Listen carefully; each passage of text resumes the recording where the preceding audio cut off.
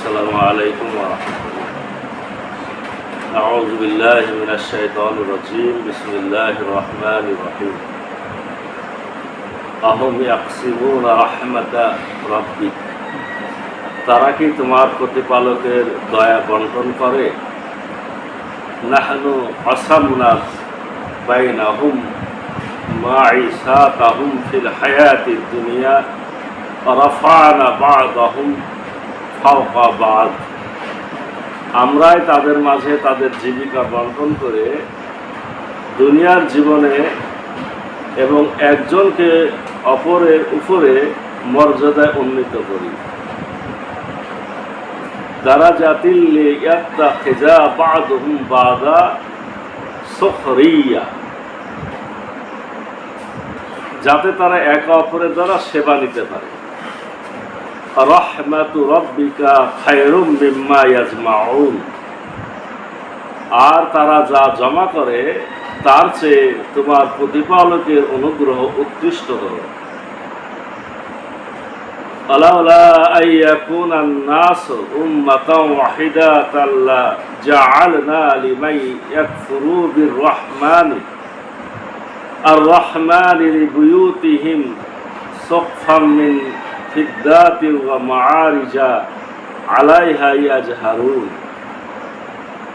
আর যদি সত্য প্রত্যাখ্যানে মানুষ এক মতাবলম্বী হয়ে পড়বে এই আশঙ্কা না থাকত, তবে দয়াময় আল্লাহকে যারা অস্বীকার করে তাদের অবশ্যই আমরা দিতাম তাদের ঘরের জন্য রৌপ্যের ছাদ ও সিঁড়ি, যাতে তারা আরোহণ করে। অলিবুয়ুতিহিম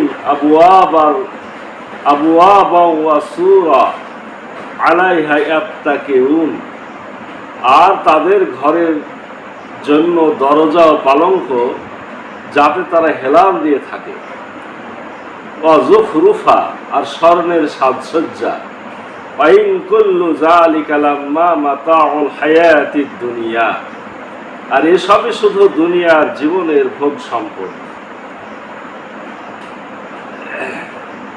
ওয়াল আখিরাতু ইনদা রাব্বিকা লিল মুত্তাকিন, আর আল্লাহ সচেতন ব্যক্তিদের জন্য তোমার প্রতিপালকের নিকট রয়েছে আখিরাত। আমাই ইয়াসু আন যিকরির রহমানি নুকাইয়িদ লাহু শাইতানান ফাহুয়া লাহু কারীন, আর যে ব্যক্তি দয়াময়ের জিকির অর্থাৎ কোরআনের ব্যাপারে অন্ধ সাজে, আমরা তার জন্য নিয়োজিত করি এক শয়তান, অতঃপর সে হয়ে যায় তার সহচর। ওয়াইন্নাহুম লা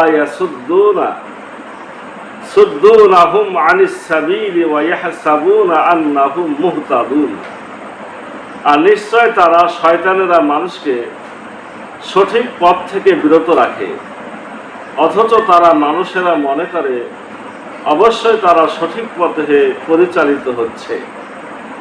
হাত্তা ইজা জানা ক্বালা ইয়া লাইতা বাইনি ওয়া বাইনাকা বু'দাল মাশরিকাইনি ফাবিসাল করিন, অবশেষে যখন সে আমাদের নিকট উপস্থিত হবে তখন সে শয়তানকে বলবে, হাই, আমার ও তোমার মধ্যে যদি পূর্ব পশ্চিমের ব্যবধান থাকতো, অতএব কত নিকৃষ্ট সহচর সে।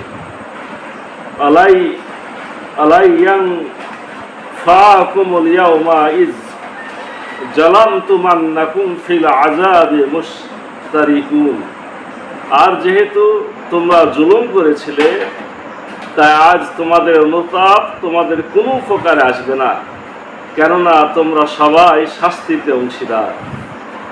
আফান্তা তুসমিউস সুম্মা আও তাহদিল উমিয়া আমান কানা ফি দালালিম মুবিন, তুমি কি বধিরকে শোনাতে পারবে, অথবা যে অন্ধ, অথবা যে ব্যক্তি স্পষ্ট পথভ্রষ্টতায় আছে, তাকে কি তুমি সঠিক পথে পরিচালিত করতে পারবে? ফাইম্মা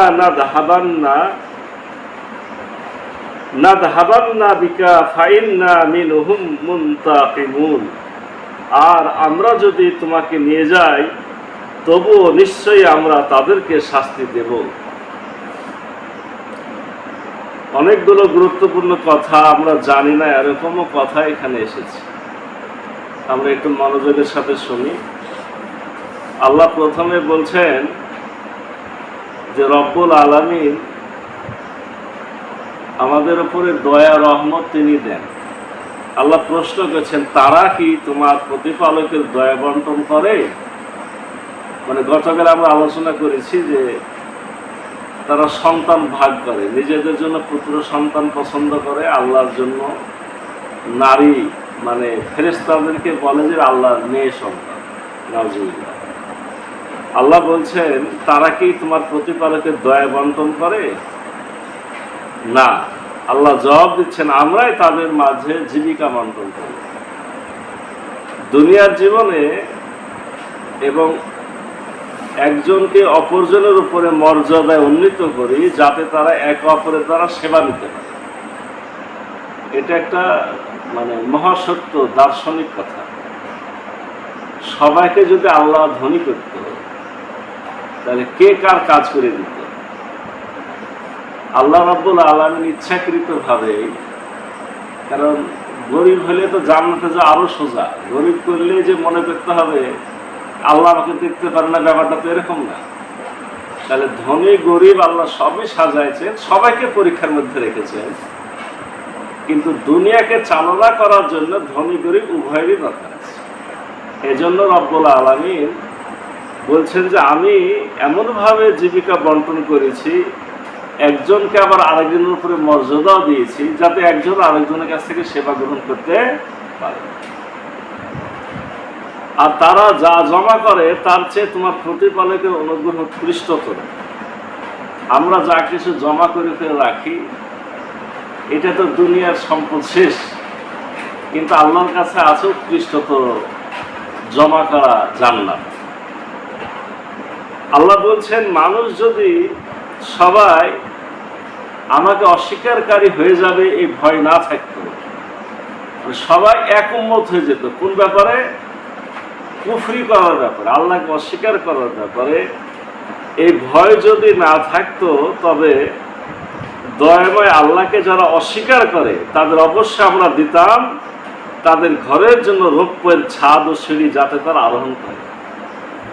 দেখেন, আল্লাহ মুমিনদের পরীক্ষা আরো কঠিন হইতো, আল্লাহ সহজ করেছে। কিভাবে সহজ করেছে? যেহেতু কাফেররা আখেরাতে কিছুই পাবে না, তাহলে রব্বুল আলামিন বলছেন যে আমার মনে চায় বা আমি দিয়ে দিতাম কাফেরদেরকে রৌপ্যের ছাদ, সিঁড়ি, তারপরে ঘরের দরজা পালঙ্ক যাতে তারা হেলাম দিয়ে বসে, সব এগুলা সোনা রূপা। পোশাক আশাকও দিতাম স্বর্ণের সাজসজ্জা।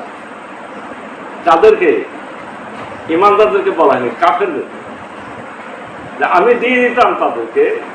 কেন দিইনি? ওদেরকে দিলে সবাই কাফের হয়ে যেত। মানে আমাদের মতো দুর্বল ইমানদাররা ভাবতো যে যারা কাফের তাদেরই তো সোনার খাট পালঙ্ক, অতএব ইমানদার হয়ে লাভ কি, কাফের হয়ে যায়। আল্লাহ বলছেন যে আমি কাফেরকে দিয়ে দিতাম, কিন্তু দিইনি কেন? আমাদের ইমানকে বাঁচানো। তাদেরকে কেন দিত? তাদেরকে এজন্য দিত যে তোরা তো আখিরাতে কিছুই পাবি না, তো দুনিয়াতে সুখ করে এলে। কিন্তু আল্লাহ তাও দেয়নি, আমাদেরকে বাঁচানো। তাহলে মানুষের অন্য যারা খারাপ, বেদিন, বেনামাজি, বদমাশ, তাদের অনেক টাকা পয়সা, সোনা দানা, এগুলোর দিকে তাকানোকে আমাদের জন্য উচিত। আমরা হালাল পথে যতটুকু পারবো ততটুকু নিয়ে আমরা সন্তুষ্ট। আল্লাহ বলছেন এই সমস্ত সম্পদ সবই দুনিয়ার জীবনের ভোগ সম্পদ। আল্লাহ সচেতন ব্যক্তি মানে মুমিন, মুত্তাকি, পরহেজগার তাদের জন্য আছে কি? তাদের জন্য আছে তোমার প্রতিপালকের নিকটে আখিরাত। মানে ইমানদারদের জন্য আসলে মূল আবাস, মূল শান্তি, মূল পাওনা এটা পাওয়া যাবে কোথায়? আখিরাত। আল্লাহ বলছেন যে ব্যক্তি দয়াময়ের জিকির কোরআনের ব্যাপারে অন্ধ সাজে, আমরা অতৎক্ষণিকভাবে তার জন্য নিয়োজিত করি এক শয়তান, অতঃপর সে হয়ে যায় তার সহচর। যারা কোরআন মানে না তাদের আল্লাহ একটা সঙ্গী বানায়। এই সঙ্গীকে এখানে হচ্ছে কারিন। কারিন মানে একটা জিন, জিন শয়তান। আমরা তো খুঁজি যে একটা বোধহয় আজাজিল শয়তান আছে, ও কখন আসবে আমাকে ডিস্টার্ব করবে না। আমাদের সাথে যেমন ফেরেশতারা আছে, সকলের সাথে একটা জিন শয়তান আছে। এই জিন শয়তান একেবারে সঙ্গী হয়ে যায় কাদের জন্য? যারা কাফের, তাদের সাথে সব সময় থাকে। আর ইমানদারদের কাছে থাকে না কেন? যখনই ইমানদার কোরআন পড়ে, আল্লাহ জিকির করে, আল্লাহকে স্মরণ করে, তখন পালায় যেতে বাধ্য হয়। তার মানে আমাদের সাথে আছে। আল্লাহ রসুল বলছেন যে আমার সাথে একটা আছে, তো আমারটা মুসলমান হয়ে গেছে। মানে রসুলের যেহেতু ডিস্টার্ব করতে পারে না, না করে করে নিজেই ভালো হয়ে গেছে। আর আমাদের মতো মানুষদের কি হয়, আমরা যখন খারাপ করি তখন আসে বসে থাকে, আর যখন ভালো কাজ করি তখন পালায়। আর যারা সব সময় খারাপ, যে কোরআনকে মানবই না, তাদের জন্য সব সময়তে কারিন জিন শয়তান তার সাথে থাকে এবং তাকে যত খারাপ বুদ্ধি পরামর্শ সে দেয়। এখানে একটা ব্যাখ্যা দেওয়া হয়েছে, যে ব্যক্তি কোরআনের ব্যাপারে অন্ধ সাজে, আমার তৈরি প্রাকৃতিক আইন অনুযায়ী তার জন্য নিয়োজিত এক শয়তান, অথবা সে হয় তার সহচর। আর নিশ্চয় তারা মানে শয়তানেরা মানুষকে সঠিক পথ থেকে বিরত রাখে, অথচ তারা মানুষেরা মনে করে অবশ্যই তারা সঠিক পথে পরিচালিত হচ্ছে। শয়তান যখন সহচর হয়ে যায়, বন্ধু হয়ে যায়, এবং কোরআনকে যখন মানে না, সে সমস্ত লোককে এমন পরামর্শ দেয়, পরামর্শ দিয়ে তারা সমস্ত ভালো কাজ থেকে দূরে রাখে, কিন্তু এমনভাবে তাকে এই কাজটা বুঝায় দেয় যে তারা মনে করে যে আমরা সঠিক পথে আছি। আল্লাহ বলছেন, অবশেষে যখন সে আমাদের নিকট উপস্থিত হবে, তখন সে শয়তানকে বলবে, হাই, আমারও তোমার মধ্যে যদি পূর্ব পশ্চিমের ব্যবধান থাকতো। মানে এবার যখন আখিরাতে খাড়া হবে, তখন কিন্তু শয়তানকেও তার সাথে হাজির করা হবে। তাফসীরে দেখলাম যে ওই শয়তানকে কিন্তু, যেটা ধরেন আমার শয়তান মনে করে, আল্লাহ মাফ করুন, আমি যদি জাহান্নামে যাই, ওই শয়তানকে আমার সাথেই জাহান্নামে একই সাথেই ওই গলায় দড়ি শিকল বেড়ি পরায় আগুনে নিক্ষেপ করা হবে। তো যেহেতু কিয়ামতের মাঠে তখন ওই খারাপ লোকেরা শয়তানকে পাশে দেখবে, তখন বলবে যে হায়, যদি তোমার আমার মধ্যে ব্যবধানটা মাশরিক আর মাগরিব মানে পূর্ব আর পশ্চিমের মতো হইতো, মানে তুমি যদি আমার কাছে ফিরতে না পারতে, তোমাকে যদি আমি জায়গা না দিতাম, কতই না ভালো হতো। কিন্তু আমরা জায়গা দিই না। আমরা তো জায়গা দিই, বড় অর্থে তো দিই, ছোট ছোট অর্থে। আল্লাহ রাসূল বলেছেন, আপনি বিসমিল্লাহ বলে খাবেন না, আপনার খাবার এই শয়তান খাবে। আপনি বিছানাতে যাবেন, আল্লাহর নাম নেবেন না, শয়তান আপনার সাথে শুয়ে থাকবে। বুঝতে পেরেছেন? তাহলে আমরা কিন্তু ওই শয়তানকে খাবার দিচ্ছি, পানি দিচ্ছি, শক্তি দিচ্ছি, যে সে শয়তান আমাদেরকে বিপদ নিয়ে যাচ্ছে। কিন্তু কিয়ামতের মাঠে আমরা আফসোস করবো যে হায়, এর দ্রুত যদি আমার কাছে অনেক বেশি হতো, পূর্ব পশ্চিমের মতো হইতো, তাহলে কতই না ভালো হইত। আল্লাহ বলছেন, দেখো কত নিকৃষ্ট সহচর সে। আর যেহেতু তোমরা জুলুম করেছিলে, তাই আজ তোমাদের অনুতাপ তোমাদের কোনো প্রকারে আসবে না, কেননা তোমরা সবাই শাস্তিত অংশীদার। আজকে এখানে অনুতাপ করে লাভ নাই। কারণ হলো যে আজকে এই জন্য লাভ নাই যে তোমরা শয়তানের কথা শুনে অন্যের উপরে জুলুম করেছো। অতএব আজকে তোমরা সবাই শাস্তি পাবে, মানে জিন শয়তানও শাস্তি পাবে, আজকে তুমিও শাস্তি পাবে। আল্লাহ বলছেন, তুমি কি বধিরকে শোনাতে পারবে? অথবা যে অন্ধ, অথবা যে ব্যক্তি স্পষ্ট পথভ্রষ্টতায় আছে, তাকে কি তুমি সঠিক পথে পরিচালিত করতে পারবে? এটা রাসূলকে উদ্দেশ্য করে, মানে কোরআন যারা মানে না তারা অন্ধ, কোরআন যারা শুনে না তারা বধির, আর অন্ধ বধিররা হলো পথভ্রষ্ট।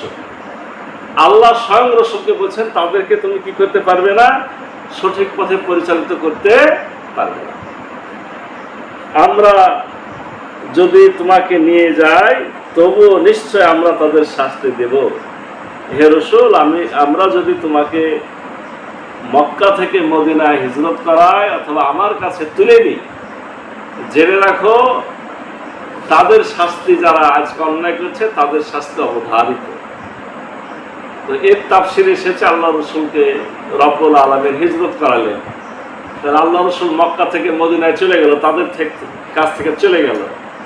চলে যাওয়ার পরে কিন্তু বদরের যুদ্ধ হইল। এই বদরের যুদ্ধে মক্কার যত বড় বড় কাফের ছিল সবাই মারা গেছিল। আল্লাহ রাব্বুল আলামিন তাদেরকে এইভাবে ৭০ জন কাফের নেতাকে শাস্তি দিয়েছে। তাহলে জুলুম করলে দুনিয়াতেও শাস্তি আছে আর আখিরাতে তো শাস্তি আছে। আর ঈমানদারদের জন্য আপনার দুনিয়াতে সুখও আছে, কষ্টও আছে। তবে দুনিয়াতে ঈমানদাররা কষ্ট পেলে এর পরিবর্তে দুনিয়ার গুনাহ খাতা তাদের মাফ হয়, আর কি হয়, জান্নাতে মর্যাদা আরো বৃদ্ধি পায়। রব্বুল আলামিন আমাদের সঠিক বুঝ দান করুন এবং সঠিক পথে চলার তৌফিক দান করুন। সকলে বলি আল্লাহুম্মা আমিন।